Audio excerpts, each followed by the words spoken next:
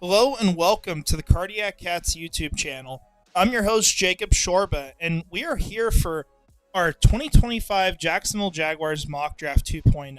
So, we're waiting a little bit on this until all the hires took place. The original one was done just right after the season. Didn't know who was going to be the head coach yet, any of that stuff. As of now, we know we have Liam Coen as head coach, Tony Baselli as EVP. Do not know the OC right now, but we have, I think it's Anthony Campanile, or it's Campanile, one of those. I'm sure I'll get told like 20 different ways of saying it in the comments, but those are the guys we now have here. And so there are still some questions. Like I think with Anthony's scheme on defense, it's hard to know what they're going to run because he's been a part of 3-4 schemes, 4-3. He's done man, he's done zone. He's really been a part of everything. And so I think it's very wide open as far as what the defense runs. And it could also just be simply a multiple front defense that runs a mix of man and zone. I mean, let's be real. Like, that's very possible. So we're waiting for that. We obviously got the hires now. And while there's still some positions being sorted out, we generally know kind of what to look at here. So that it's time, right? It's time to do another one of these. Now, before I hop into this, and we are going to maybe have to restart once or twice, I just want to make sure we actually have a realistic start. So I'm not sitting here like, oh, wow, Travis Hunter fell in my lap. Let me take him. Like, I don't think that's happening, right? And if it does on draft day, we'll pop champagne bottles, right? But I don't know. Here is the big board. I've hidden a couple things here just so it's a little bit easier to see. But you can see our ranking here. This is updated after the Senior Bowl, but it does not have players that were not previously scouted with grades on here. So you can see where I have a lot of guys now. You can kind of pause if you want to like just look through it very closely. You could also go to it in the description below. And then at the very bottom here, you can see all the players I'm looking at. So there is right now 18 guys, and usually these take about an hour and a half to do, so it's going to be 27 hours or so of work just for context on how long a lot of these take. If you have any players that you know of in this class that you think are good and that are not on here, please let me know. I am more than willing to listen to you. I'm more than willing to add them because I do want to get this board up ideally to maybe like 180 by the draft. And thankfully, with the date, the date to declare finally done, we do not have players just dropping out left and right, which has helped quite a bit. So, with that said, we're going to go ahead and hop into this. I think we're at the point where we can do 7-round mock drafts. And if we struggle later on, I'll just eat my words. All right. So we'll go ahead and start. We're not going to trade up here. We will look into trades perhaps throughout this if it becomes like very apparent that one needs to take place, especially trade backs. But Jacksonville's not moving up from 5. I highly doubt that's the case unless like Travis fell to 4 and then you do a deal with New England. I don't think that happens. I think New England would just make that pick. But let's see what we get here. All right, so that's actually pretty realistic here. And this might not be how all the picks play out necessarily, but I think as far as who's gone, regardless of team, this is probably what it looks like. I think my expectations would be the 2 quarterbacks for sure being off the board. Because I think the Giants for sure take a quarterback here at 3. I think one of them is gone by that point for sure. At 1 and 2, even if both these teams go against taking quarterback, and we've even heard, apparently part of the Myles Garrett trade rumors came from the Browns saying they wanted to wait until next year to take their quarterback. If that's true, that means this pick's not a quarterback, right? Unless they change their mind.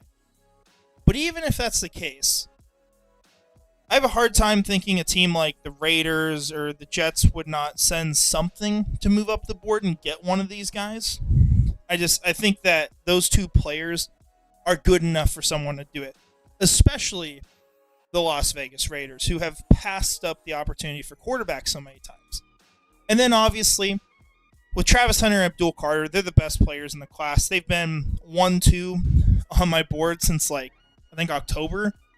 And before that, they were 1-3 with Will Johnson in between. So it's not surprising, right? So this is where I think things probably lay for the Jaguars. And it leaves you with a lot of options. I think, ideally, it'd be really nice to be able to trade down. But the question is, what team does that? Because I don't see anyone that makes sense.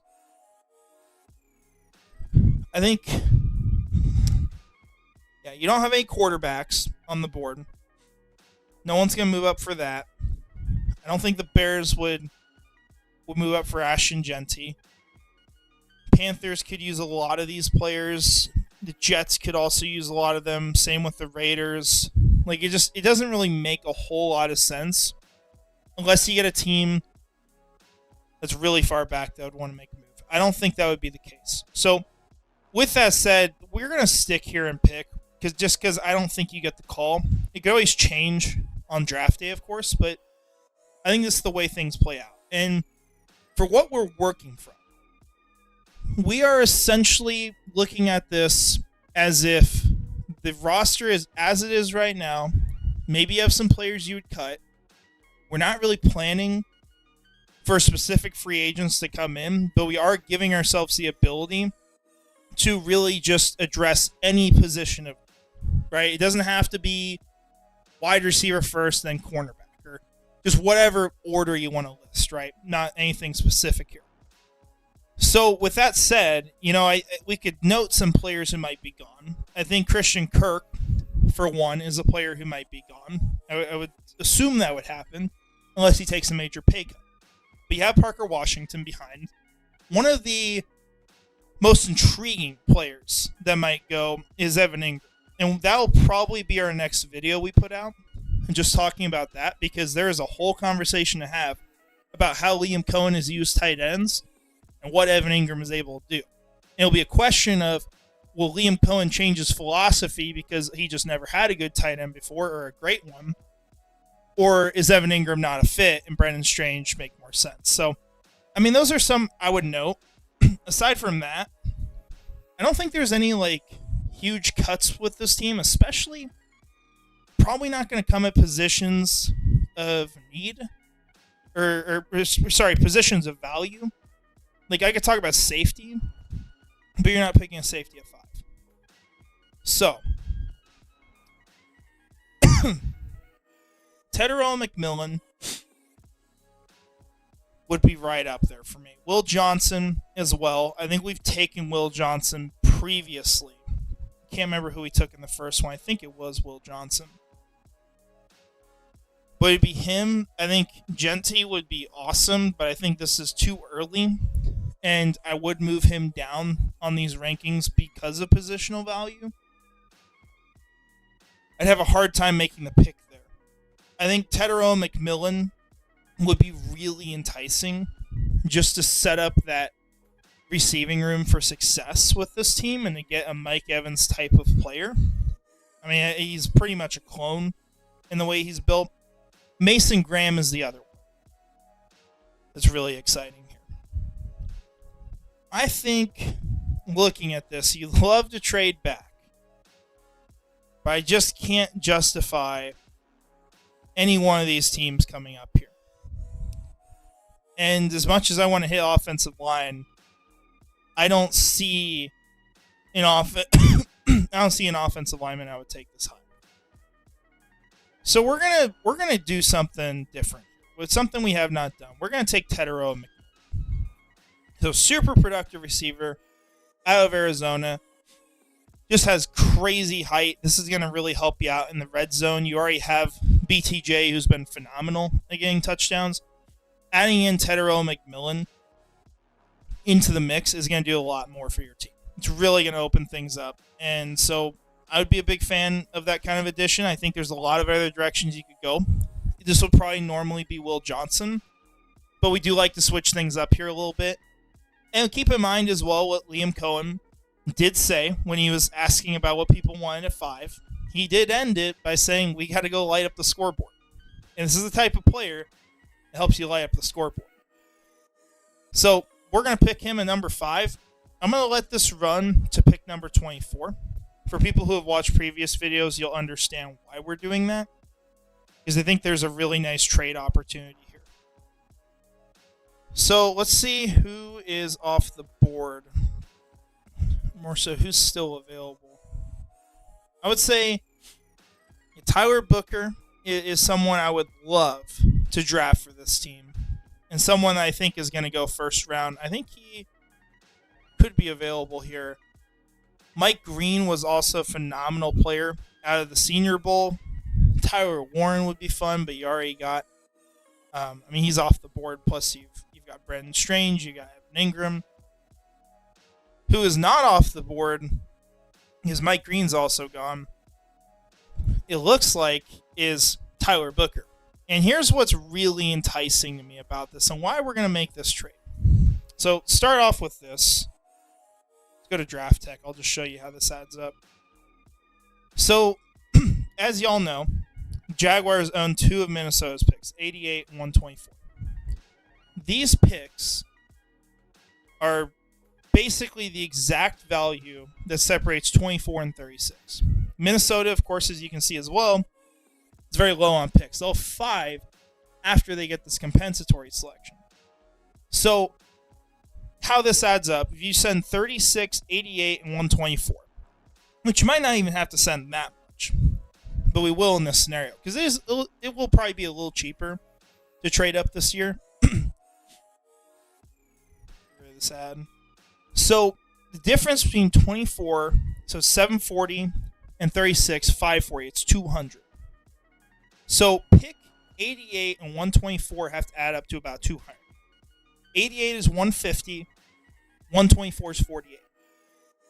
So you're 2 points short. You're getting 740 and you're sending 738. And they get their original picks back, which makes a ton of sense for Minnesota to make that kind of move. They could also take a running back at 36 if that's the direction they want to go and get someone in there. But on top of that, here's the other great part.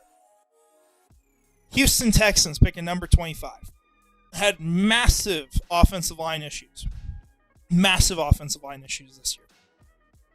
If they're there at 25 and Tyler Booker's available, they should take him. They should take him immediately. It should be no thought process at all. Just run the freaking card up to the podium. So, I don't know if this will happen, but if I'm the Jaguars, I am watching Tyler Booker's situation. I'm watching other players' situations too, but I'm watching that very closely, and I'm feeling out Minnesota on this offer saying, hey, we'll give you back those picks that we got for trading back from 17 and 23 last year. Let us move up in front of the Texans, and we're going to take their guy from them. So let's pull this off. We'll offer the trade that's going to be accepted. You've got some other players available here too that are worth noting. Walter Nolan is really high up on the board for a lot of people. He's not as much for me, in all honesty. I have some concerns there. Gray Zabel had a phenomenal week at the Senior Bowl. I just think, even though I expect him to be a good transition inside, Tyler Booker's done it at a high level for a very long time at this point. At least the 3 years of his career, he's consistently been a great player. You got Nick Scourton out here as well. I think he'd be a really good fit if you have like a 4-3 front. But ultimately, still not like one of the top players in this class. Jahdae Barron would be a really nice corner to bring in, although I think he should probably play in the slot, although he can move all around. You've got Siobhan Revel here, Colston Loveland as a replacement as well, if you want that. There are a lot of options on the board. And ignore this rank, by the way, because this is way too low. But Tyler Booker, if you bring him in, that's going to lock down right guard for you, unless he moves the left guard or you do like a swap with Ezra Cleveland. but that is going to lock down a very important position. That's going to set the tone on your offensive line. That's a guy who can be a leader in that room and is a huge step towards what you want to accomplish in the trenches for this team. So Tyler Booker is going to be a Jacksonville Jaguar, and the Texans go Omarion Hampton. Love to see it. But it's a very easy proposition to me, in all honesty. Now, I don't know if we'll trade up too much more because I don't want to just throw away all these picks. Might actually look to trade down depending on what the board looks like. And maybe there'll be some guys who fall. You see some kind of crazy names here, which this is supposed to be based off of the public board. Okay, we got some options here. Legit. Okay, I think I know what direction we're probably going here already. There's some good players available. So I'll note some of these guys for you. Travion Henderson, I think, would be a phenomenal pairing with Tank Bigsby. That is if you want to move on from Travis Etienne. And I think that should be in the cards at this point. If they want to keep him this year and try it out, that's completely fine. But I think this is something I would still consider. And Henderson, man, he is not just a great speedy back, but he's obviously, a really good receiving back, also a hell of a blocker. Just an incredible blocker, brings a ton in that regard. So he's a guy you'd look at. Jonas Savanea would be someone if we hadn't drafted Tyler Booker. But we got the best guard in this class, in my opinion, and we're happy with that. Jalen Royals, man, he's a personal favorite of mine. I'm rooting for his success. He would be, I think, the way I would see that, he could play outside or inside. I would love to give him the opportunity to play in the slot, personally. I think he would kill people with his route running there. But he could play outside as well. He would be kind of an upgrade over Parker Washington for me. That's kind of how I look at that. And then you still get them both on the field a decent amount because Royals can kick outside. He'd spend time kind of all over the formation. Gunnar Helm's a fun tight end prospect as well. But obviously you're pretty set at that position, especially if you're not moving on from Evan Ingram. The guy I think we're going to pick is Maxwell Hairston. If you haven't watched the interview I got with him, check it out. He is an awesome prospect, awesome player, awesome person as well. Someone I think who could really just do it all in the NFL. So if you have not watched that, go check it out on this YouTube channel. I put up a video with our 5 interviews from the Senior Bowl. You got some other players as well on there that we'll talk about throughout this video or have already talked about, such as Gray Zabel.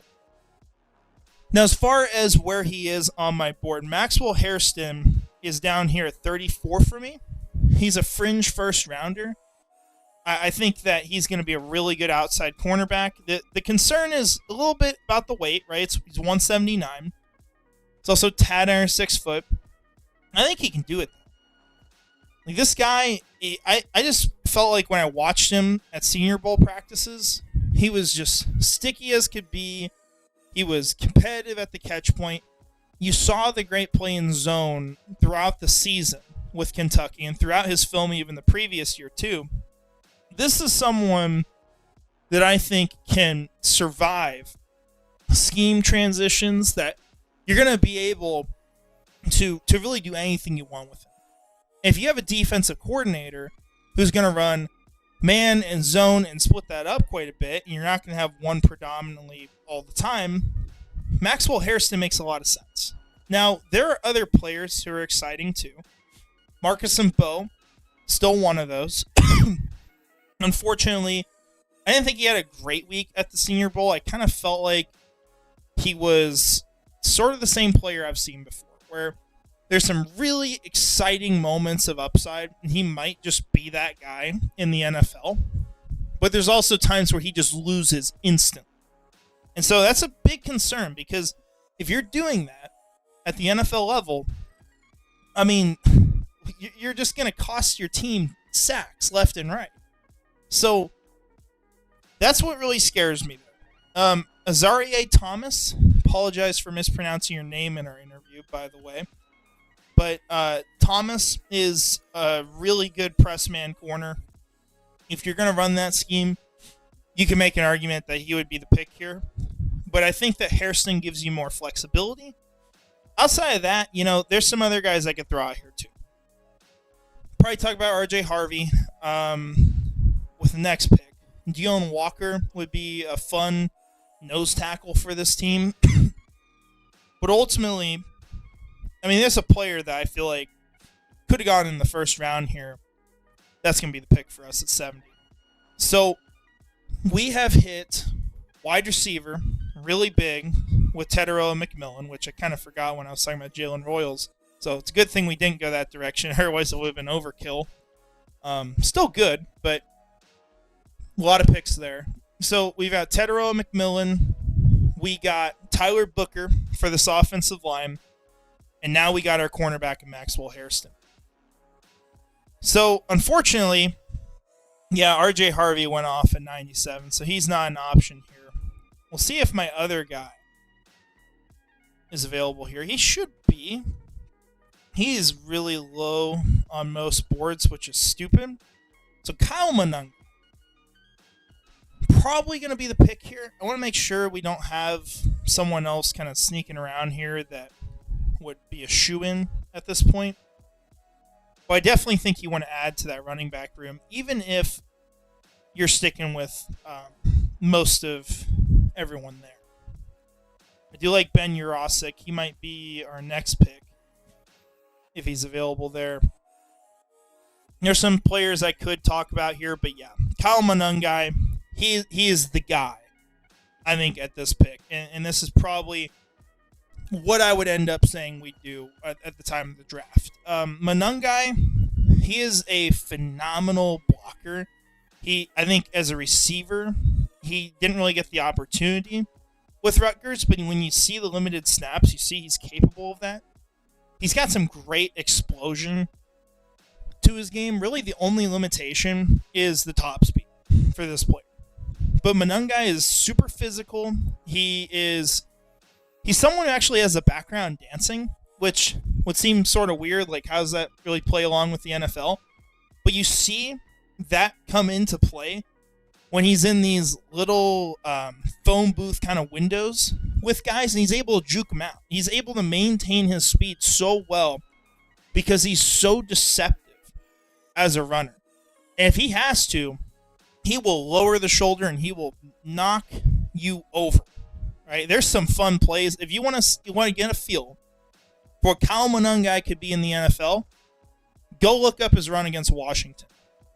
It is maybe the best run I have seen from any prospect this year.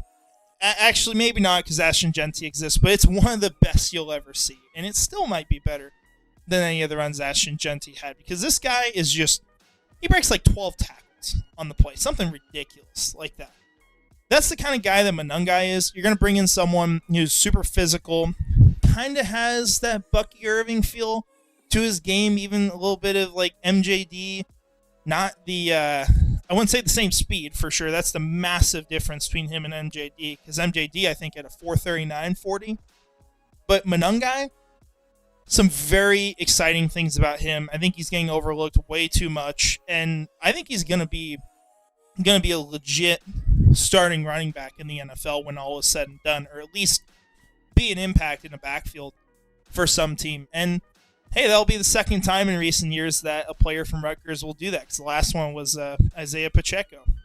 But that's going to be the pick here. It's an easy one for me. Personal favorite of mine. It's been that way for quite a while. Now, at this point, I don't think we're going to do any trading. I might lose out on who I want here. We'll probably watch Urosic go like right before this pick. Yep. That would have been the pick for me. But it's not. We'll have to talk about Urosic more in another video, but we are going to power through the rest of this at least. Okay, Emory Jones being here. Is it possible? We keep having this debate, I feel like, every time I see a mock draft, just because like PFF has him low. Apparently the public board has him low on here as well. It is possible that he falls this far. I'm still going to pretend he's not there. But I think the guy I sort of go back to, which would be the opposite side of the ball from last year. But you think of Leonard Taylor, the Miami defensive tackle from the 2024 draft. He started as a first-round prospect. He had some legit hype behind him. And then he went out, kind of had an okay year, didn't take the next step. There were some concerns that came up. The guy goes from first-round prospect to just UDFA. And then he's actually fine in the NFL. He's played pretty well for the Jets for what they've asked him to do. He had a good year. I think he had multiple sacks as well for them. I could see Emory Jones being a version of that, where he could fall into the fourth round. I think that would be very possible. But yeah, we'd have to see see what would happen there. But I'm gonna say for now that probably is not going to be an option for us.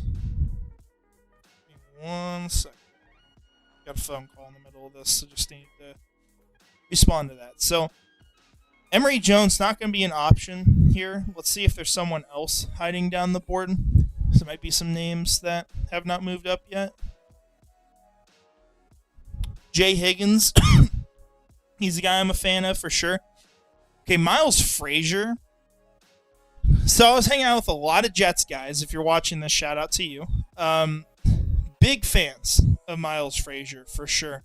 And I went back and rewatched some of his film and some of his reps from the Senior Bowl, and he was legit. I think this guy can be a starting guard. So there is value in making that kind of pick. That might be an option here.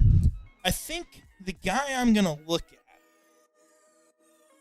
might be Hunter Wohler, because I don't think this team has a true strong safety right now. I think you've got two free safeties in, it would be Andre Sisco if he's here. And then you have Darnell Savage. And then you look at the other guy, Antonio Johnson, right? And he's a strong safety, but he's also played his best football in the slot. So, I mean, I think when I look at that, that's a big area of need. And Hunter Wohler kind of went from a top prospect this year at the safety position, not the very top, but third or fourth, to just being completely ignored by people. To the point where it's some people are talking about him as a UDFA, there's nothing there. Well, this guy, I think, if you're a Wisconsin fan or if you follow them at all, you know he's way more valuable than that. I think he'd be a very good leader for this defense long term. I think he's just someone who does his job very well. Showed off better athleticism than I expected at the Senior Bowl. And he would be the pick, I think, at this point. If he's there in round 5, he might be able to get a starting strong safety out of that. So, Hunter Wohler is going to be the direction we go. I'm going to go ahead and speed this up because there's no trades left for us. Let's see. Johnny Cornelius shouldn't be available here. Same with Ollie Gordon. That's kind of insane. Jay Higgins, once again, is worth noting. I think Frazier is gone. But it's definitely an option. See if we got anything else here. Clay Webb. He wouldn't be my top guard here, but he's someone to think about. Tonka Hemingway would be another defensive interior addition. Jabbar Muhammad would be a slot corner. You got some players deep in here I would definitely consider. Nazir Stackhouse, he might be our last pick. I think he might fall there. But he could be a good nose tackle in the NFL. Just a solid player there. I think that's going to be... Yeah, that's the whole class there of what's on PFF. So let's take a look back here. Okay, Jay Higgins. And then we got Miles Frazier. I think I passed here. Yeah, so Frazier, let's look at his trends. So he's been stuck down here pretty much the whole time. I don't see much reason why he can't be a riser. The size seems like it's there. So I'm going to say he's not available. So Higgins, he could be the way we go. I think he's like a third to fourth round prospect for me, but just a player who I think is going to be a really nice impact guy as a special teamer and someone who could probably get on the field and play as well. He could definitely be the option. I think, man, as enticing as that is, I'm going to go with Stackhouse here. I'm going to go find him again. Because I do think he's one of the best prospects available at this point. And you might be losing, who's our nose tackle? I'm already forgetting his name. Devon Hamilton might be gone after this year. I don't know if he's going to be worth what he's got left on his contract. It's like basically like $7 million he's owed this year, which is all unguaranteed. So you got to ask yourself, is he worth that? And it's kind of debatable at this point. So Stackhouse gives you someone to add on the interior. Very good run defender, and you got to get better at defending the run. So it's good to add something there. Now, final pick here, we could go quarterback again. We did that last time, I think, with the Memphis guy, who is probably in there name I'll add onto my big board just for the fun of it. Man, let's see. Tommy Hill, if you're running zone, I don't think that'd be that bad. Brant Keithy, he was kind of someone who just kept getting overlooked throughout the process, but he's kind of a fun offensive weapon. Kind of getting down into the area of this where it's hard to make a pick. Not gonna lie. If you needed a kicker, it'd be some good options. But we got our guy. I would say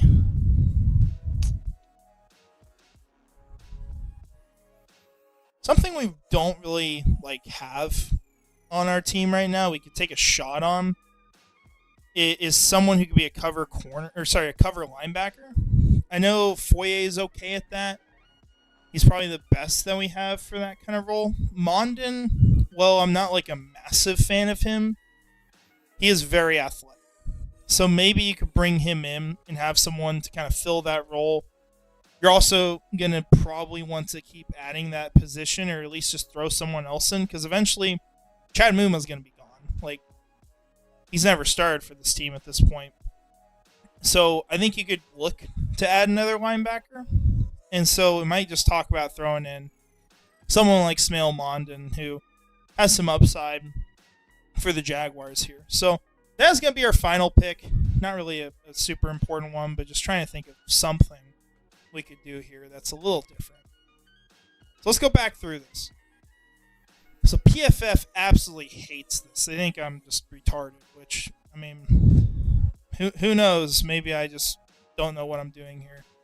But Tetairoa McMillan at number 5 kind of felt like one of the best. I mean, he's one of the best options. You have a lot of ways you can go at number 5 if Travis Hunter, Abdul Carter are gone. If either one of them's there, that's the pick. But if that's not the case, I mean, it gets hard because you're talking about McMillan, you're talking about Will Johnson, you're talking about Mason Graham. There's a lot more players in the mix. So you'd almost love to trade down, but who's going to do it? So we get Tetairoa McMillan, jump up in front of the Texans at 24, steal Tyler Booker from them, because I'm just going to be real. I don't see how they could pass on him at 25. And I've heard, scouts are kind of low on him now, that the NFL is higher on him.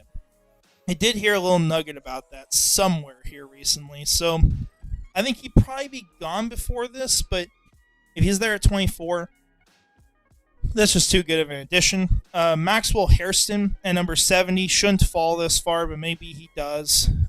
If he does, he's a phenomenal fit for this defense to lock down the other side. Kyle Monangai, I think he'll definitely be available sometime around here. You get a running back who's going to add physicality, going to help you in pass protection. Someone who I think could just really outplay the seemingly present physical limitations, right? People want to talk about the athleticism and all that, and so someone who didn't get a ton of offers from schools, right? Rutgers believed in him. They prospered from it. Maybe the Jaguars could do the same. Hunter Wohler, getting yourself a starting strong safety, someone who I think is a lot better than where they're being viewed right now. Stackhouse being a nose tackle for this team, just to add some sort of presence against the run that you really need to improve. And Smail Mondon Jr., just as developmental linebacker. Maybe he could be your coverage guy just with the athleticism he has. So that's what we got here. I think it's a good one. I love the start for sure. I think it would be great if Hunter or Carter fell. But I'd like to think that's not the case for the sake of those teams up above. But if it is, oh man, you're going to have a really good pick at number 5. So yeah, I think that's what we've got here. Once again, please, if you see someone you want to have added on here that you think is a legit good prospect, or let's just say like someone who's probably like 4th round or higher, realistic, throw them out to me. I'm definitely looking to add more people on here, as we've got, about 2.5 months till the draft? It's actually coming up pretty quick. So with that all said, we're going to wrap this thing up. Want to shout out our channel members really quick. Premier Nasir 904, Nightmare Eco, Gator John Bites, and Scrubber Ducky 500. I appreciate all your support. It's been a blast this last week or two. Just a lot of craziness. I mean, my gosh, like Jaguars' trajectory has gone from just abysmal to actually something I can believe in now, and it's fun to talk about them again, and you gotta love it, right? But that's all I've got today. Definitely keep on the lookout for more videos. We'll probably have one on the tight end situation. I think that's worth talking about now, and some other things. So appreciate y'all being here. Hope you have a great rest of your day, and finally, go Jags.